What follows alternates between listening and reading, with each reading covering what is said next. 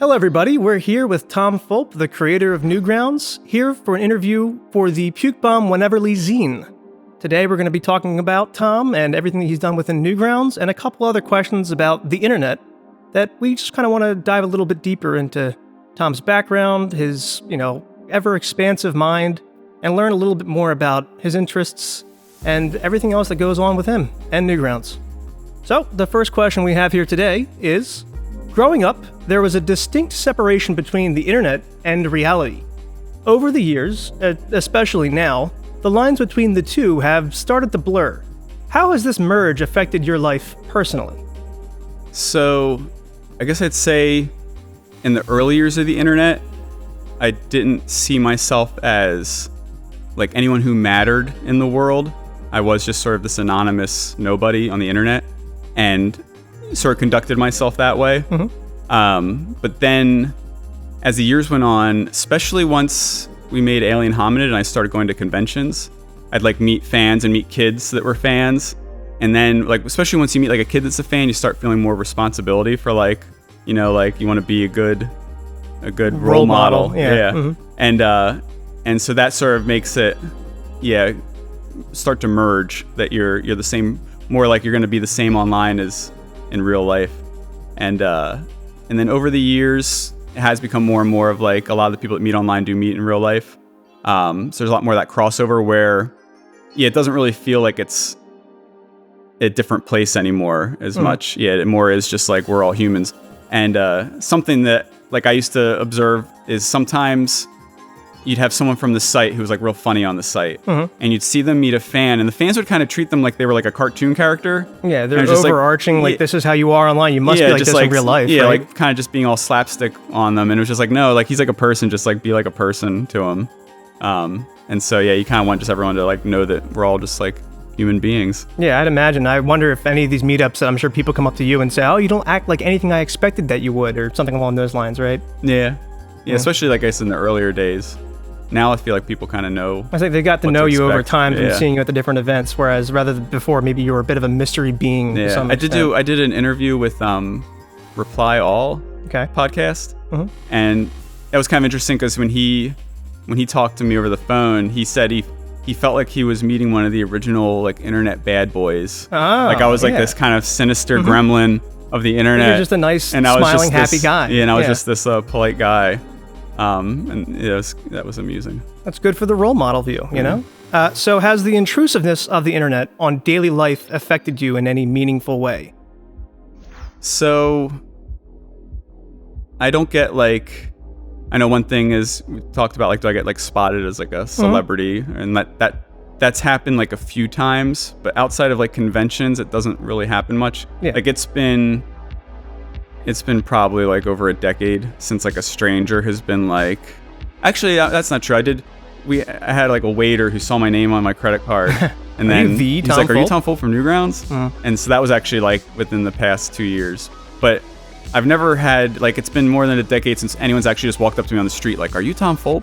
And even then that wasn't common. Yeah. So I've never really had that experience. And what about just, even outside of Newgrounds, just the concept that technology has advanced so much over time that we're constantly on it, we're always looking at our phones. How has that maybe impacted you at all? So that does have a big impact on me. And on one hand, I see it as who I am.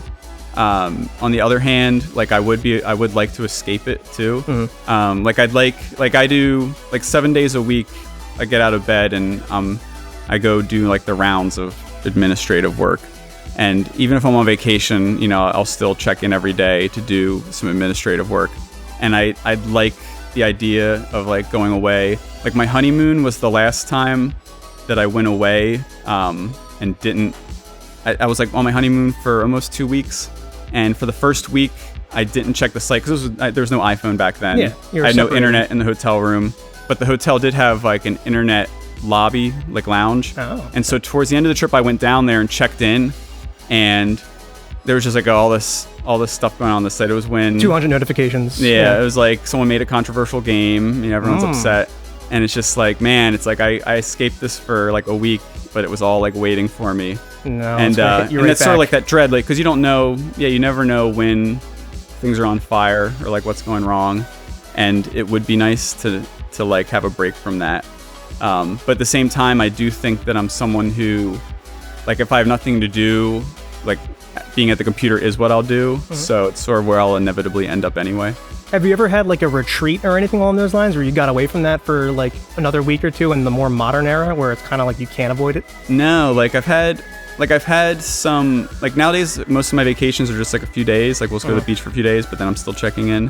Because now you get Wi-Fi on the beach. Yeah, you have internet everywhere. You have a laptop, you always have like Wi-Fi. Yeah, so there hasn't been, that's something I'd like. I want to do, like one of my goals is to do one of those like yoga retreats where you're just like eating healthy food and doing yoga and just sitting outside for like a week.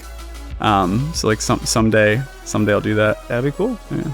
So what is your personal stance on data harvesting and user policy and privacy? So we've never gotten into that whole side of things. That's Newgrounds is very much like trying to build the things we're interested in and not trying to build like weird things that seem weird, because it does seem weird. Like early internet, if someone was like, hey, like come to my site, but I'm going to build a profile on you that has like everything that you're interested in, everything you look at. And I'm going to share that with people and I'm going to, sell your data and all that. It's like, it's sounded weird then and it still sounds weird now. So we just don't do that. I think we're like kind of like old school internet in that regard. Yeah, it's a testament to the integrity of the website just as a whole that you always just considered everybody that's on it, their own privacy, their own background. Some people that are creatives don't even like know who they are on the website. They're just behind like maybe an icon or a picture or something like that. And like we talked about, maybe you might meet somebody in person, might be not like what you expected, but overarchingly they're able to have their own identity hidden as much as they want because you allow that for them on the site. So, if you could go back and change parts of the site, or, ensure a change that you originally made never happened in the first place, how would Newgrounds be different today? So, I try not to like second guess too many of the old decisions, just because you don't know how things would have played out otherwise. But I think in general, I kind of wish everything we did we could have done faster and sooner. And there's still things that I'd like to do that I wish we'd done faster and sooner. So like I wish we had gotten better at content filtering faster. Wish we had launched the art portal earlier. I wish we had gotten feeds going earlier. I could say I wish we had gotten a mobile app going, like when that became a thing. But we always had so many ideas that were like the right ideas that even now we still haven't done. Like we had a whole idea for like the Patreon style system before Patreon, but now that exists, it doesn't feel as pressing. Special or something. A lot of people have done it, and not most of them aren't gangbusters. So it's, either way, you're still ahead of the curve. Yeah, and similarly, like when I did, once like Alien Hominid was out, I was like, well, now I'm making games that aren't on the web. I want Newgrounds to represent that, and we had a whole plan of like, and this was even before like Steam Greenlight, like where it wasn't easy to publish a game as an indie. So it was like, we should let people publish games on Newgrounds and do that. But now, now you have Itch.io that does that really well. So it's like, and you've seen lots of other people pivot to like, Discord has tried to do it and Congregate tried to do it. It's like, just because you do it, it's not going to mean it's going to succeed. Because there's a lot of Me Too stuff now, like Me Too products. Yeah. And so, it was sort of like missed our window for that one, even though it was like a good idea for its time. Cool. Are you able to define a very specific moment where if things did not go exactly the way that they did, Newgrounds may have potentially never even been created in the first place? So like, maybe you didn't go to Drexel or not meeting a certain person. What was that pivotal moment in particular that might have led you to your destiny? So I do think going to Drexel was like a major part of it, because I met Ross at Drexel, who programmed the automated portal. And I met Tim at Drexel, who like basically managed our hosting during those early years. And those were both like really like, in the scheme of things, they were both really complex projects. Like building the automated portal was something a lot of programmers wouldn't have taken on, and hosting, it's like kind of fascinating how much traffic we handled with so little hardware during those early years. And so those are both like big feats that like would I've met their analogs like online, like, because if I hadn't met them, I guess Newgrounds would have still existed, but I would have been manually doing things, and like maybe I would have met someone that would have done those things later, but it probably wouldn't have happened as quick. Or you could have gotten tired of it from doing it manually for so long that you just forget it, I'm giving up. Yeah, and it might have just never taken off. Yeah. But you're a strong guy. I'm sure you wouldn't have given up in the first place, so it's okay. You and like Psycho Gillfish or Josh have done significant work to make Newgrounds portable and mobile friendly on the site just by using your regular phone. You mentioned the mobile app. Is there ever any chance that there's going to be an official Newgrounds app at all in the future for the mobile?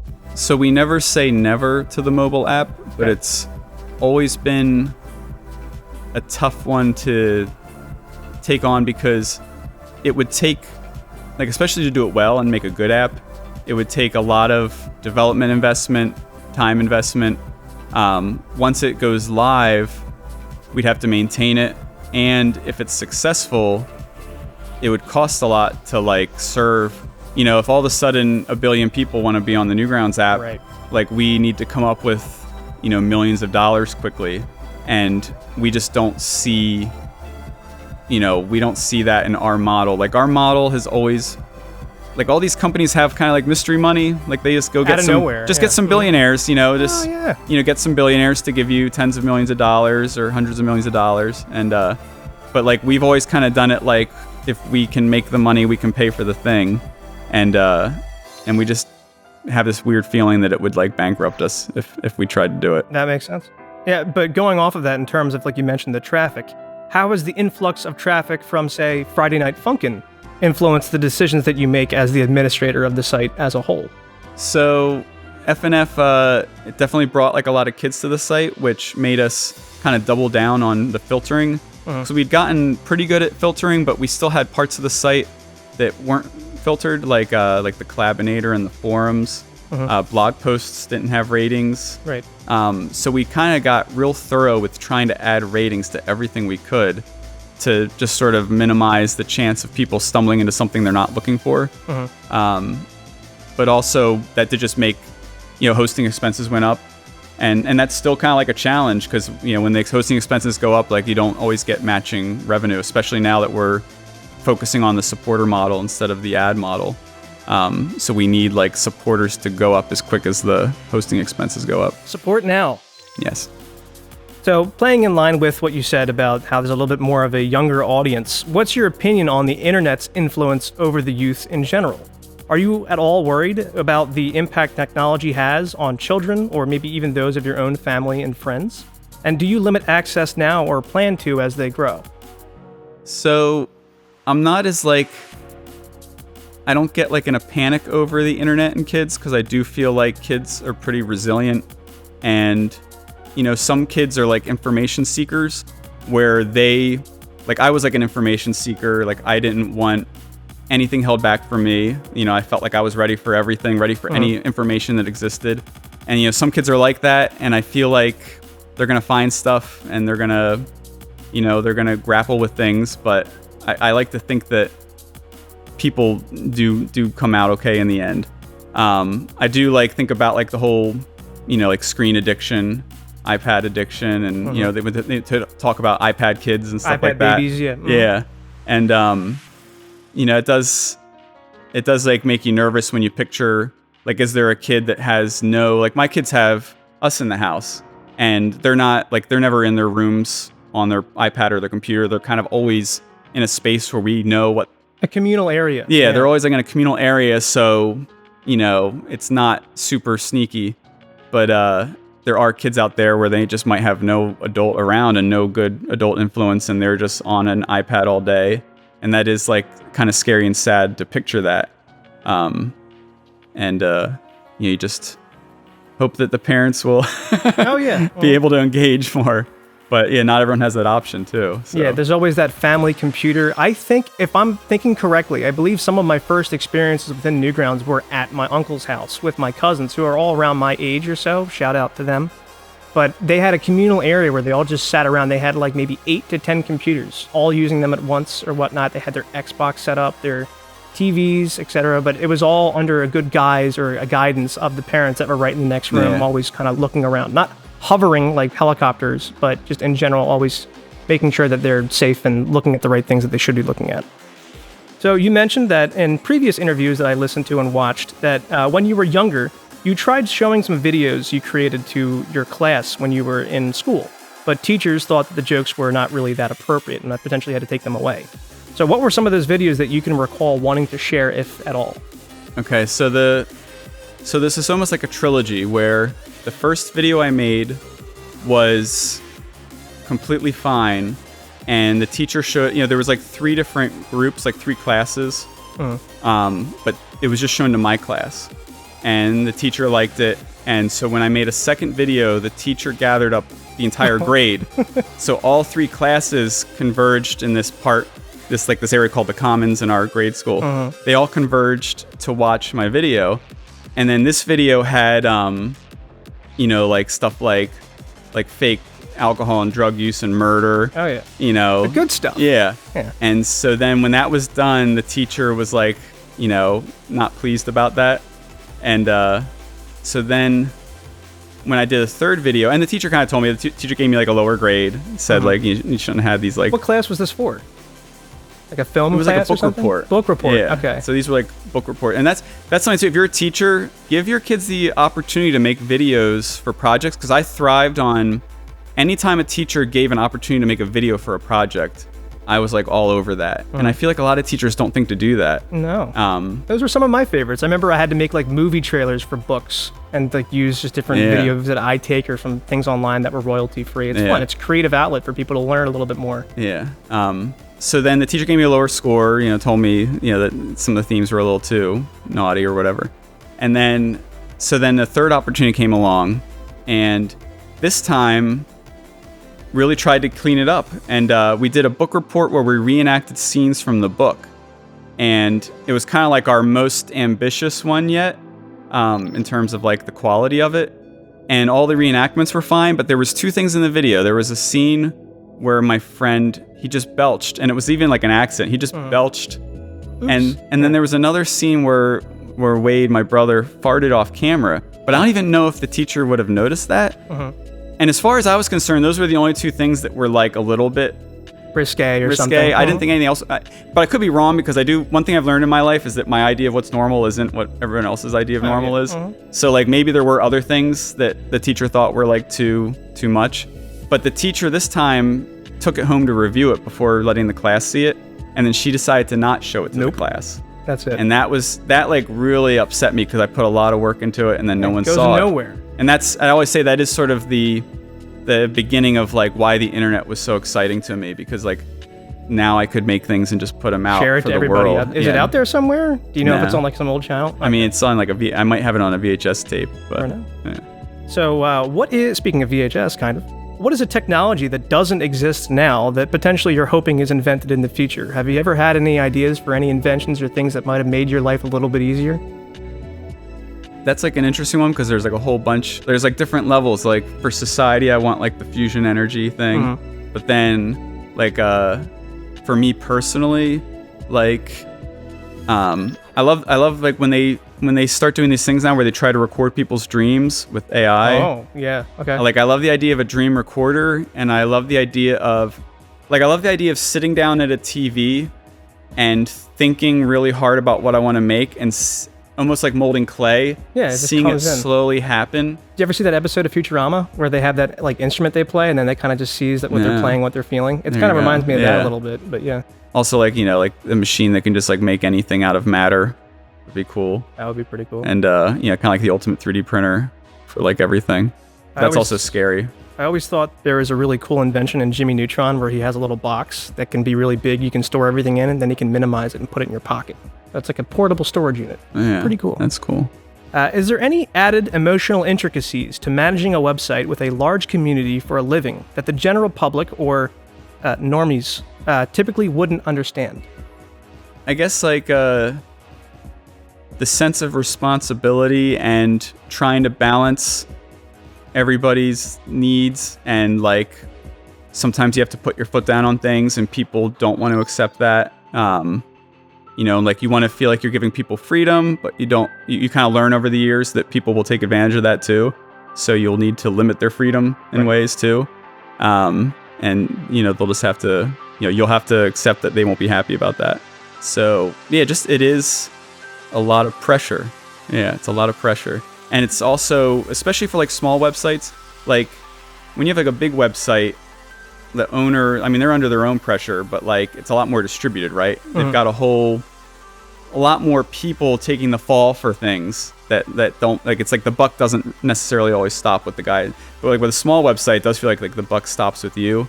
Like it feels like you have to be kind of like aware of everything and responsible for everything. Yeah, makes sense. Have you ever been reached out to by others trying to purchase the site or asked to collab with certain sponsorships or creators? So, yeah, over the years, there's been plenty of places that reached out about buying it. Yeah, and that just happens. And like now, I've talked to people in the past about it, but now I kind of shy away from even engaging in the conversation because I'm like, if I'm not really going to do it, do I really want to open up this whole dialogue? Why humor it in the first place? Because I do get curious too, because like sometimes you learn interesting things by talking to the people that want to buy you. Also sees your value, I guess, a little bit too. Like, what are they willing to pay? You know? Obviously, they're going to shoot lower, but... Yeah. But also, like, I don't want to feel like I'm stringing them along. And I also know that they're fishing for information. Like, a lot of times, like, you know, venture capital people will reach out wanting to invest. And a lot of times, it's not just that they are curious about investing. They also just want to data mine you for all the insights and data they can get out of you. Like, can they get all your traffic information? Can they get, you know, insights into like what works and doesn't work in your business? So like, even if they're not going to invest in you, they'll still just like gather a lot of info they can use to compete with you or make something like a copycat of you or whatever. So it kind of just makes you nervous to even talk to people. What was the artistic inspiration for the website's aesthetic in the mid to late 2000s? What artists inspire you and influence your creative process?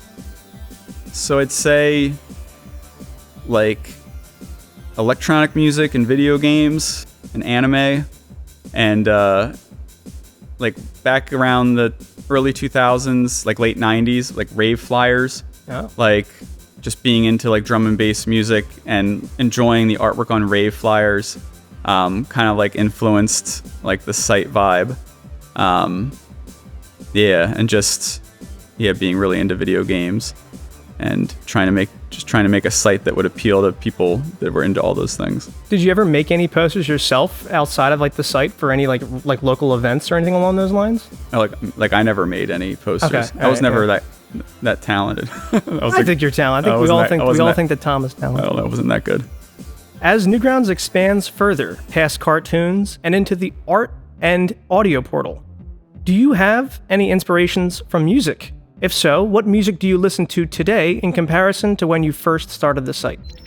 So I'd say the long-running theme of music in my life has always been that like I like anything with an electronic component in it, like anything with synths in it. I feel like a lot of it too came from I really liked video game music, and video game music would like evolve. Like as new consoles came out, the music would get better, and I was just really into like that whole thing, and so I think that kind of bleeds into why I like electronic music and other things. So like going back like Joy Division and the New Order, you know, are good examples. Then in high school went through like a big industrial music phase and like techno phase. So like, you know, Nine Inch Nails and Ministry and like the Crow soundtrack was like a cool soundtrack. My Life with the Thrill Kill Cult and KMFDM and stuff. I don't know if they I guess they weren't on the Crow, but then in college it was like drum and bass, and that was like a revelation. It's like interesting in life where you think you always wonder like can there be a new genre of music? Like has all the music been explored already? No. And then I like get to college and I go to a club and there's just drum and bass music playing, and it was just like, oh my gosh, like this is like I was like completely in love revelation. With it. Yeah. Like it was just like the best music. You haven't heard everything that there is out there just yet. Yeah. You know? And then and I feel like drum and bass, it's kind of funny. We were talking recently about how drum and bass has been making a resurgence, but I feel like it's still like if it's making a resurgence, I feel like there should be more of it on Newgrounds than there is right now. That's a good point. But yeah, I still enjoy that. You hear that, guys? Make more drum and bass for Tom. He'll listen to it. He'll favorite it. Yeah. And I still enjoy, like, as far as, like, modern bands, like, I like bands that are sort of in that same style as, like, Joy Division and New Order type stuff, you know, where they got the synths going, and hip-hop, too. And that's part of why I like hip-hop, that it uses a lot of cool, like, anything that feels like it's experimenting with sound, I just enjoy, like, if it's bringing new sounds into things. Cool. Of course, even before the games portal, you've been quite the gamer. Do you still have time to game, and if so, what do you grind on on a daily basis? So I don't get a lot of time for gaming. Wow. The last game that I put some serious time into was Tears of the Kingdom. Okay. So I really like that one. My goal right now is, so I never got a PlayStation 5, but we're finally getting one for Christmas this year. Woo. Is it for your kids or is it for you? It's going to be for both kids so that neither of them can say it's theirs individually. Uh-huh. but it's really, but they're not that interested. They have PCs and they've never been that interested in console games, but maybe that will change.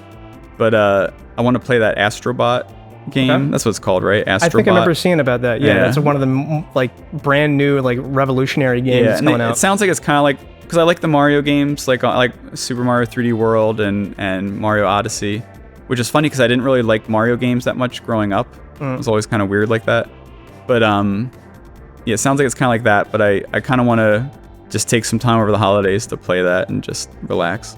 I hope you do. What was it like making and distributing a gaming zine in a world where the internet was of less significance? What were some of your favorite zines back in the day, if any at all? So I guess I'll give some background on that. I was on Prodigy, which is a dial-up internet service before the web, and a lot of people on there, or a few people on there, I guess, had zines. They made video game zines, and there was one called Next Generation that went on to some of those guys. I'm gonna mix up the story now because it's these are it was some of the guys from that fanzine ended up writing for Game Fan and stuff, and then I think there was a Next Generation magazine later, but I don't think it was related.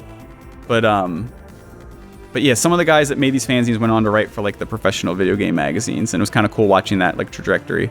There was one called New World News that was another Neo Geo fanzine, but the thing that stood out about that one is he must have had a color printer or color copier and had a color cover, which was unheard of and or really rare in fanzines.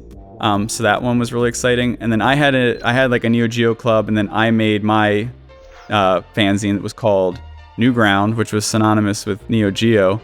And my dad had my dad's a dentist, so in his dental office he had a copier, and so I would basically make the pages on the computer and then go down to the copier and back then I would with the pictures I would photocopy pictures from the manuals and cut them out and tape them on the pages. Cool. And I would photocopy that on both sides, and just people would subscribe to it, and I'd mail out a bunch of them. And it was it's weird, there have been a few that have some copies have turned up online, some people have held on to them. So that's been neat to see. Yeah, we were going to ask and say if there are any that are still sitting around or lying around in either the office or things that you've seen around. So it sounds like mainly it's online right now. Yeah, there's some that are scanned online, and I have some tucked away at home that I could try bringing out some time. But I feel like I've lost some of them too to time. But they're all ripped apart from you looking through them every day. Something, I don't know, something. Through them. So we all know that you're a family guy. We all know that. Have you found any effective methods for balancing work on the website of family, health, and free time? So I guess one good thing is I don't have to I used to travel more before having kids, but I don't travel much now that I have kids. And I feel like that helps a lot since I'm not constantly out of town. I get home, I come home at night for dinner. So I get to see the kids before they go to school in the morning, and I come home at night for dinner, and then I'm home. So that's good.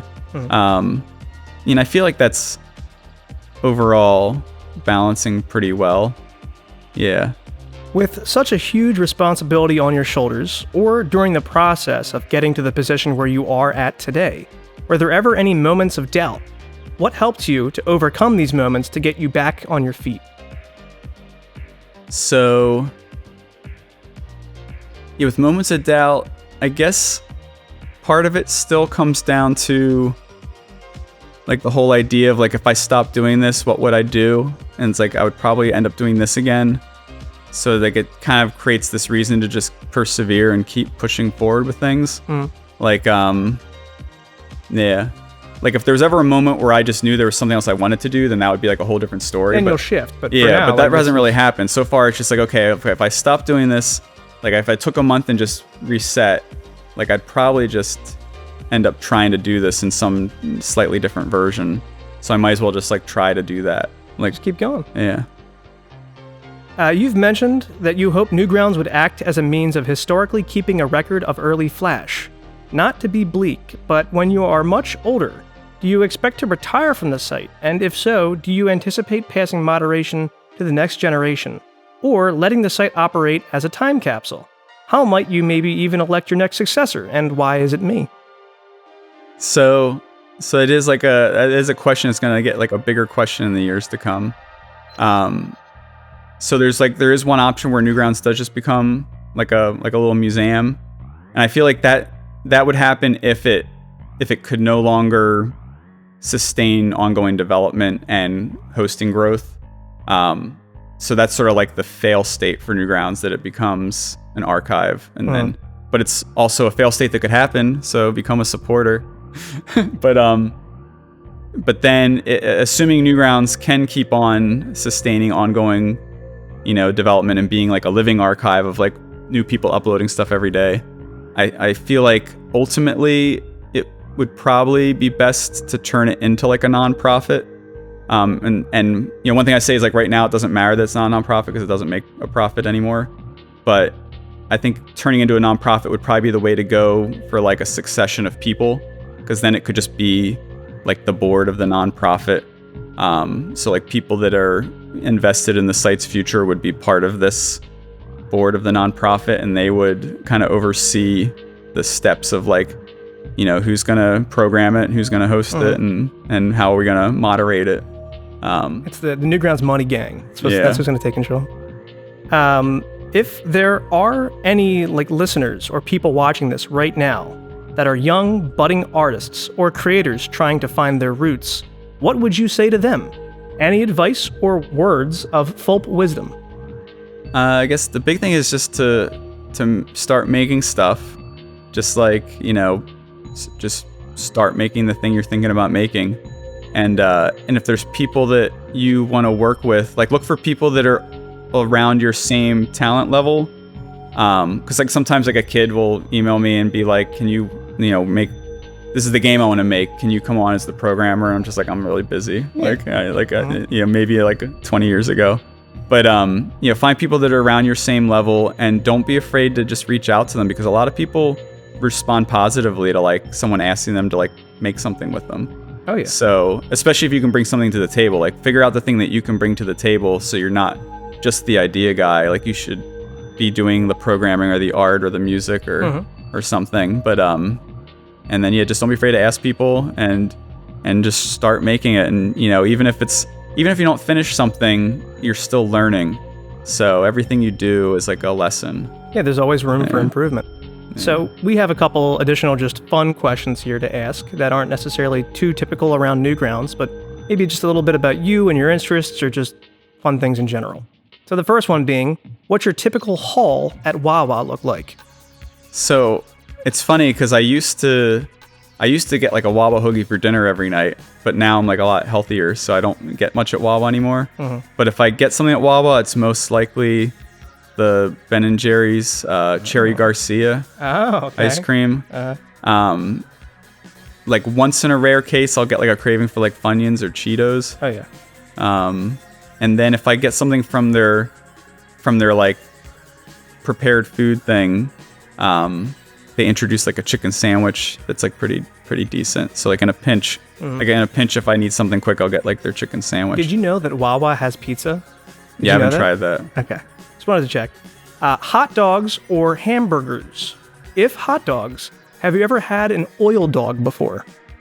I've never had an oil dog, and I guess I'd choose like a ham. Like if it was going to be my dinner, I would choose the hamburger. Okay, fair enough. Any like condiments on that, or just plain, or like ketchup and mustard and onion and pickle? Cool, nice. Yeah. Did you ever think that years down the line, you would see bootleg Pico plushies being sold in shopping malls and boardwalk storefronts? No, yeah, and that has been amusing. And then I guess like one of my favorite stories is we went to like we did go to Universal Studios like shortly after Friday Night Funkin' took off. And as soon as we they have this like city walk that's like the connecting place between the parks. And as soon as we walked into the city walk, there was like an airbrush booth, and in the windows they had Boyfriend and they had Among Us. And it was like really surreal because it was just like two things that have like these Newgrounds roots. And meanwhile, Newgrounds is blocked in Universal Studios. Wow. You can't access it on their Wi-Fi. But your competition, you're just that good. Yeah, but yeah, I thought that was neat, and it is. Yeah, it's just all just amusing. It's like it's surreal and funny. Cool. So we all know you're a celebrity. And I'm not talking about Newgrounds, of course. How was working with Trauma and playing a role in Toxic Avenger as a paint boy in the Playboy Mansion? Do you still keep up with Lloyd Kaufman? And we also realized that your original news post mentioned a discussion with him potentially about a Pico movie. So just feel free to talk a little bit about all that. All right, yeah, so Trauma stuff was really fun. Yeah, like, it's funny, Trauma was like a lot of firsts in my life. Like Trauma paid me to make an Ask the Penis Monster game for their website. And that was a character from a movie called Tromeo and Juliet, which was actually by James Gunn, who now runs DC and did Guardians of the Galaxy. But he used to be a Trauma guy, and so I made that game, and that was sort of like me. Like I think that was the first time me getting paid to make like a Flash game, not like corporate stuff, and they also, because they were in New York, I would like visit them in New York, and that was sort of like getting out of my comfort zone of like taking the train to New York and being in New York. And also they might have been the first flight. I'm trying to remember if they were the first flight or just one of like the first two flights I ever went on was when I flew to LA and did the Toxic Avenger film shoot at the Playboy Mansion. And that was like, and that was pretty like nuts. And I got to meet Hugh Hefner. Nice. And I didn't get to go in the mansion, but I got to be on the grounds and see the grotto and all that stuff. And I think Kevin Eastman was there, the Teenage Mutant Ninja Turtles guy. And and that was just wacky. And yeah. What was it like with the eye thing? Poked, like you had your eyes like kind of poked out. Yeah, like they put makeup. Annoying to deal with? That wasn't that bad. No, yeah, they put like a makeup thing. Like I just put some over my face and did the makeup. Like my eyes were poked out, and and that was all fine. As far as Lloyd Kaufman, I do still keep in touch with Lloyd. Like in the past few years, I've seen him. Like when he comes through Philly, I'll try to like meet up with him. And then we did talk about a Pico movie. Like some Trauma guys wrote like a script for a Pico movie. And I'd completely forgotten about it until we were cleaning out. Like my parents moved into an old folks home, so we were cleaning out their house, and we had like a dumpster, and we're just going through things and putting them in the dumpster. And I found like I had like stuff from college that ended up in at their place that had that script in there, and so now I have it, and so I should scan it and like let people see it. Oh yeah. But I should try to reach out to those guys too. Newgrounds had a hand in the production of at least one movie that comes to mind, Clay World Off the Table, in which you have a voice role. Stamper also seemed to have animated an intro for the film. With the more recent Newgrounds sponsorships such as Salad Fingers, Monkey Wrench, etc., due to the help of the Newgrounds Money Gang, is there any chance you consider sponsoring any more feature-length films? So I'd say it's not something we're rushing to do. I'd say like, if circumstances change in the future, like if like we're working on a game, Nightmare Cops, like if that is just a runaway hit, if everybody buys Nightmare Cops, everyone get it now, and makes their friends buy it, like if that's a runaway hit, then maybe we'll just, it's funny how like, you're when things are going well, it's like blue sky thinking, right? Like everything, but like we've been in a very contracted state where we're very focused on like the few things we can do and not thinking as broadly as we used to, but it'd be interesting to revisit someday. And the Money Gang, it's tough because like I don't know if the Money Gang could raise the kind of money people might need. To fund an entire film. Yeah. Nah, probably not. But hey, investors. With the surge of popularity for, say, Smiling Friends, are there any creators that come to mind on Newgrounds or existing episodic shows that you'd wish would obtain a full licensed show on a broadband network? I feel like the one that feels most likely and the most potential is Sublo and Tangy Mustard. Oh yeah. And Aaron Long has like worked on television too, so it feels like a natural progression for it that could happen. But who knows? We'll see. You were a host for the Smiling Friends panel at Adult Swim's festival in Philadelphia a few years ago. Could you see yourself doing any more public appearances for festivals, conventions, art shows, etc., that are not even necessarily Newgrounds related? I can imagine I'll give more talks in the future at some point, especially like when I'm trying to promote Nightmare Cops. I'll probably go out and do talks at things. But but I am still pretty shy too. Like it's like stressful leading up to doing things, but then usually is like rewarding and feels worth it in the end. So there'll probably be more things, but I'm not really chasing things either though. I noticed that Soulja Boy himself is a Newgrounds user. Are there any other big celebrities that use the site that you know of? So I know that what Playboy Cardi. Okay. Cartier, is he Playboy Cartier? Cardi, I think. Playboy. Yeah. He had a Newgrounds account that we didn't even know about until like after he was famous, and that kind of made me regret it too. Because I feel like nowadays I keep a closer watch on the audio portal, and I feel like back then like it's like a shame that he got missed. Yeah. Could have like had him more a blown up star, you know. Well, like Video Game Donkey was was Meatwad Sprite on Newgrounds, and something happened one time with Weird Al, I think. Weird Al. Yeah. So there was a whole thing where Weird Al reached out to a bunch of artists from the site to make animated videos for his songs, and he told one of them that he was at a party at Matt. Is it Groening Simpsons? Yeah, Groening. Matt Groening's house, and Matt showed him Newgrounds. Like, check out this website. And this was when it was like really new. And then that's what made Al like motivated to like reach out. Like he reached out to Dave, Umap, Dave, and Liz Vendor, and I think there were some other people. Cool. But and that was cool. Yeah. Last question we have here. It's a very intense question. What are your thoughts on Skibidi Toilet? It's fine. Cool. Yeah, it's fine. I'm not judging it. All right, great. Thank you very much, Tom. I really appreciate your time here for the PukeBomb Wheneverly zine. Thank you for coming on today and talking to us for an extensive period of time to answer all of our questions. Is there anything else you have left to say to the audience? Just thanks for watching and listening, and hope you enjoy the site.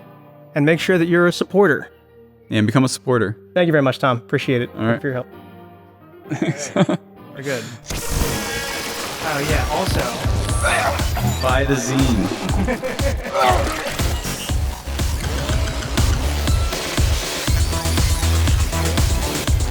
This is not a library. You must pay to read. PukeBomb is necessary for 140% price increase. You must pay. You must pay now.